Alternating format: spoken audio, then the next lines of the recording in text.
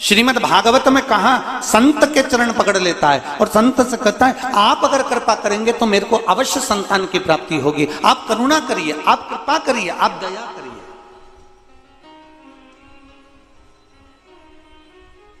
ब्राह्मण ने कहा तुम्हारे यहां 7 जन्म तक संतान नहीं है, संत की झोली खाली नहीं रह सकती, ये मैं जानता हूं, आपकी झोली कभी खाली नहीं होगी। संत यदि साधु गुरु ब्राह्मण संत सन्यासी तपस्वी साधक उपासक मात्र अपनी दृष्टि ही दे देते हैं तो वो भी किसी प्रसाद से कम नहीं होती, उनकी दृष्टि से भी हमारा कल्याण निश्चित हो जाता है।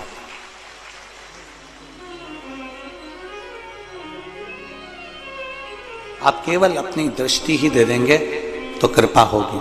पकड़ लिया संत का चरण, नहीं माना, संत ने अपनी झोली में से फल निकाल कर दिया। ये श्रीमद् भागवत कहती है, वो फल देकर कहा ये तेरी पत्नी को खिला देना, और वो फल प्रसाद का मिला था और वो फल प्रसाद का उसने अपनी पत्नी को दिया और कहा गर्भ ठहर जाएगा। और पत्नी ने क्या करा, आप लोगों ने तो खूब भागवत सुनी, बड़ौदा में तो खूब भागवत होती, बड़ोदरा के अंदर।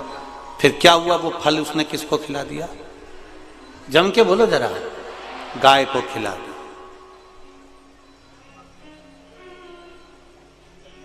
अब वो गाय से जो संतान हुई वो गोकर्ण हुई, और इसको संतान नहीं हुई तो इसने अपनी सहेली से संतान को ले लिया, उसका नाम धुंधकारी हो गया। एक जरा सा प्रसाद का अपमान हुआ था, और वो प्रसाद का अपमान इतना हुआ कि धुंधली को कुएं में कूद कर अपने प्राणों को त्यागना पड़ा।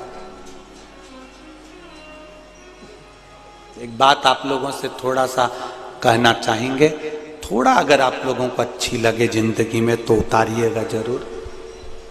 हमारे यहाँ शिव महापुराण में लिखा है, शंकर भगवान का जो प्रसाद होता है, चलो शिव पुराण का नहीं मानो तो स्कंद पुराण का मान लो, 16 सोमवार संकट सोमवार आप में से किसी ने करें?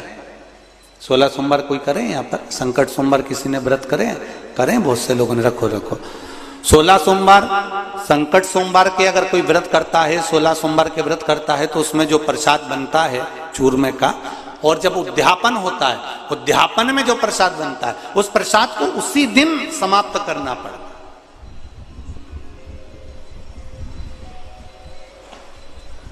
उसी दिन रात भर शिव का प्रसाद नहीं रखा था।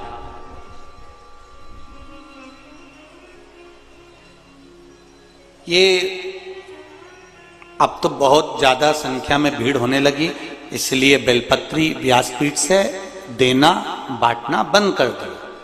नहीं तो पहले सा शिव महापुराण के अनुसार 6 दिन तक व्यासपीठ पर शिव पोथी पर जो बेलपत्र चढ़ती है वो बेलपत्र औषधि का कार्य करती है।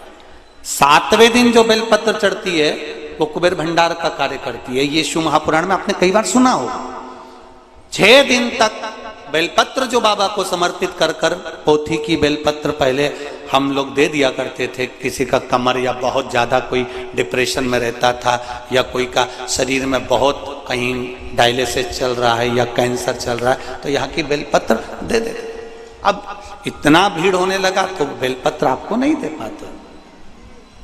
पर शिव महापुराण की कथा करे, शंकर भगवान का चरित्र कह रहा है, शिव स्मरण कर रहा है।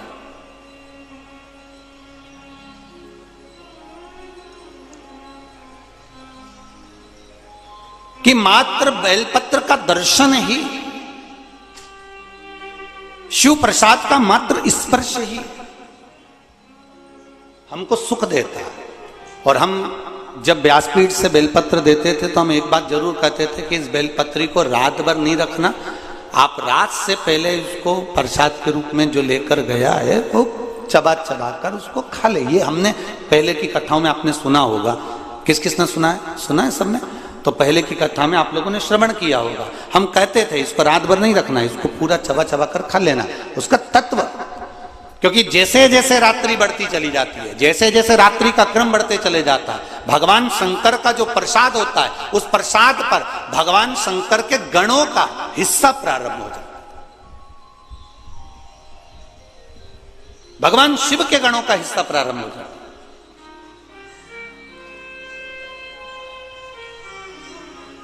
मध्य रात्रि के पहले पहले तक आप भगवान शंकर की जो बेलपत्र है, भगवान शिव का जो आप लोग कई माताएं, किसी के शरीर में कपड़ दर्द है, किसी के घुटने में दर्द है, किसी के कमर में दर्द है, वो शिव मंदिर जाती है, जल चढ़ाती है, एक बेलपत्र बाबा की उठाकर वहां खा लेती है, लेकर आती है। बहुत अच्छा काम, उसको लाकर आपने रख दिया, रखा है, पड़ा हुआ है, थोड़े दिन तक रखा रहा।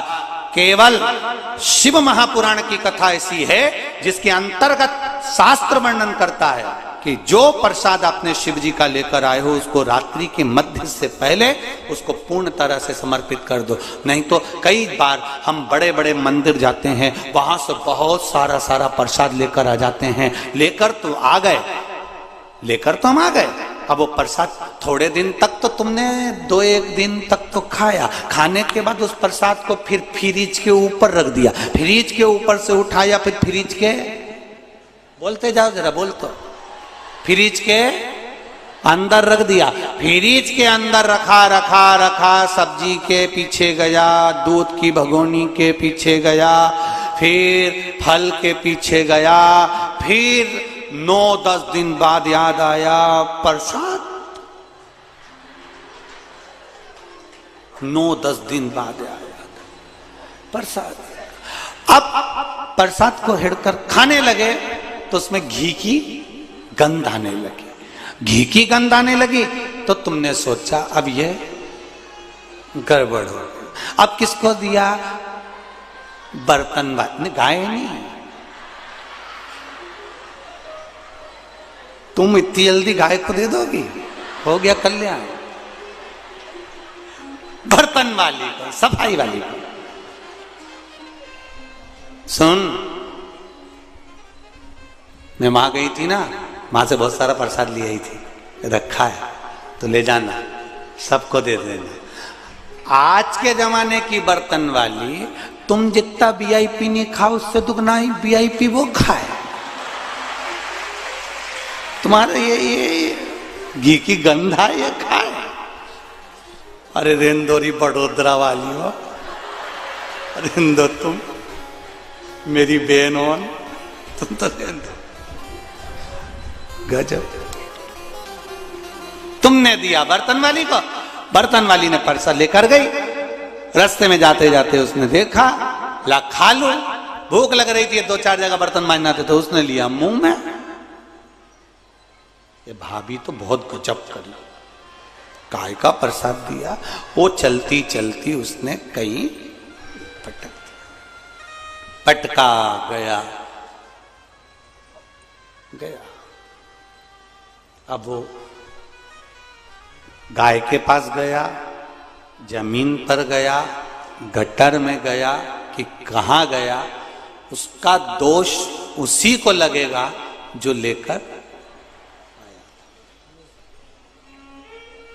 जैसे गौदान, तुमने तो ब्राह्मण को गाय दान दे दी, संकल्प तुमने छोड़ा, दान तुमने दी, ब्राह्मण गाय लेकर गया, जब तक दूध दी तब तक रखा, दूध देना बंद कर दी, उस ब्राह्मण ने दूसरे को बेच दी, दूसरे ने तीसरे को बेची, तीसरे ने चौथे को बेची, बेचते बेचते वो गाय कसाई के पास पहुंच गई। गाय जब कटी, दोष इनको नहीं लगा, दोष उसको लगा जिसने हाथ में जल, चावल, पुष्प, सुपारी लेकर, एक सिक्का लेकर जिसने संकल्प छोड़ा।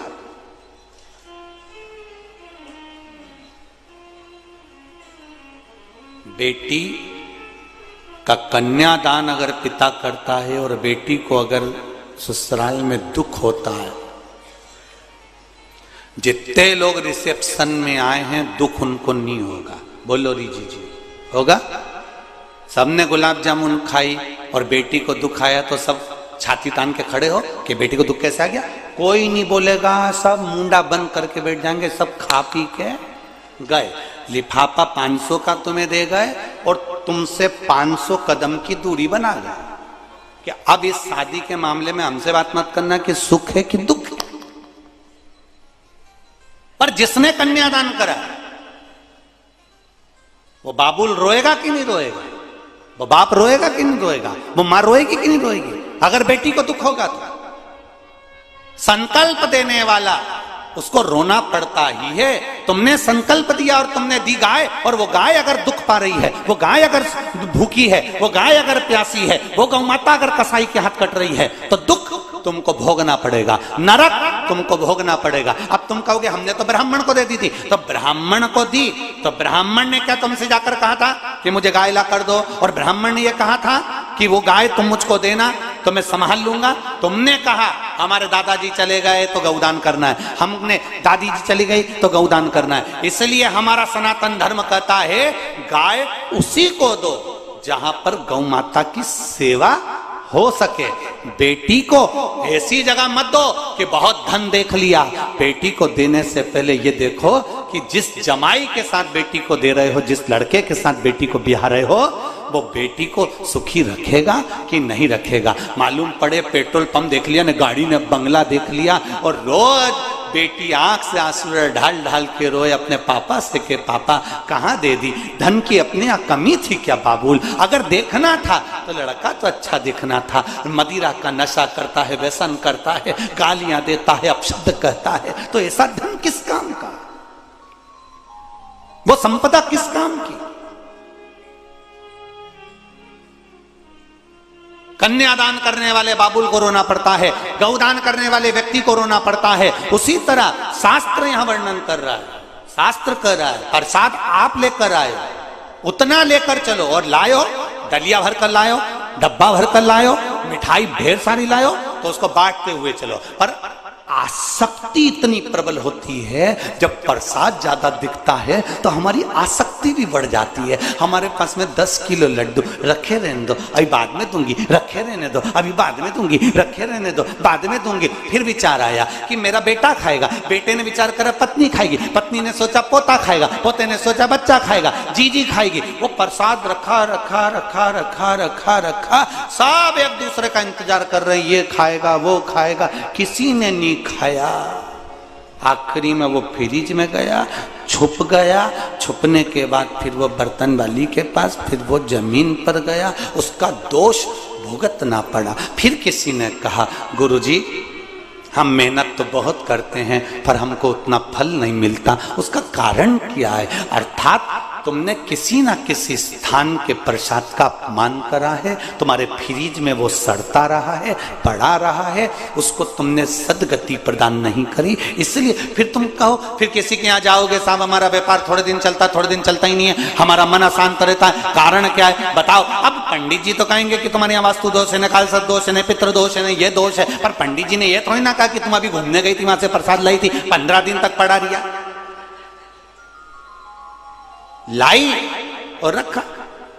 अब और सरल भाषा में लो, तुम अपने मायके से तुम्हारी बहन की छोरी को लेके तुम अपने ससुराल आई, और समझ लो री बड़ोदरा वाली हो, और अच्छे से समझ लो, और जितने आस्था चैनल पे सुन रहे हैं वो भी समझ लो। तुम गई मायके, अपनी बहन की छोरी को ले आई, अब बहन की छोरी को लेकर आई, एक दिन बहन की छोरी का सम्मान करा, 2 दिन करा, अब वो बहन की छोरी को थोड़ी पढ़ाई करना थी, तो उसने मासी मैं यहीं रह जाऊं, मासी ने कहा अब उस बहन की छोरी का सम्मान तुम्हारा ना पति करे, ना तुम्हारे छोरा छोरी करे, ना तुम्हारी सास करे।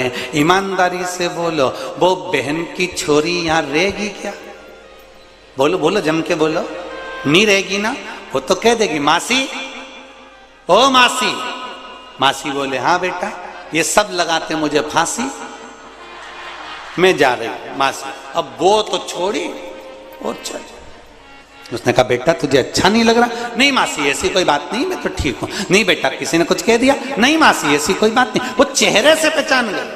उसी तरह जब तुम इतने लाड़ प्यार से अपनी बहन की छोरी को लेकर आए, उसका आदर नहीं हुआ तो बहन की छोरी नहीं टिकती है। और दूसरी बार वो बहन की छोरी से तुमने कहा चल मेरे घर, अब आएगी? अरे बोलो तरी, उधर टेंट वाले बोलो जरा, आएगी? नहीं आएगी। क्यों? एक बार गई थी और इसने सम्मान नहीं करा, क्या करना? और वो 4 जगह कह देगी चले मत जाना मासी के यहाँ। उनकी सास और उनकी औलाद बहुत मुंह सड़ा है। जैसे तुमने बहन की छोरी के लिए कहा वैसा कि वैसे ही प्रसाद में, कभी मत जाना इसके घर में। प्रसाद खाने के नाम छोरा कहे मैं डाइटिंग कर रहा हूं, छोरी के मम्मी तो ऑयली में नहीं खा सकती। सास के मेरे मुंडा में सोफा सेट नहीं, तो मुझसे तो चबे ही नहीं। और पति के मुझे ये ढोंग प्रपन पसंद नहीं। तो फिर बच्ची तू अकेली, तो बहन की छोरी को क्यों लाई? समझ गए? समझ में आ रहा है कि नहीं आ रहा है? समझ में आ रहा है ना? हाँ, नहीं तो भाषा का अंतर आ रही है और थोड़ा बहुत हम मध्य प्रदेश के, तुम गुजरात के। कहीं अगर थोड़ी बहुत आ जाए तो ठीक है, नहीं आए तो पड़ोसन का मुंडा देख ले, बस उतने में समझ जाना कि इसको समझ में आ गया, मतलब अपने को। ठीक है, अब उसमें तुम्हें समझ जाना है तब। अब बहन की छोरी को लेकर अब कौन आ रहा है? अब भगवान कहे कि अब प्रसाद का इसकी यहाँ सम्मान नहीं है। जब प्रसाद का सम्मान नहीं मतलब मेरा सम्मान नहीं, तो भगवान उसको स्वीकार नहीं।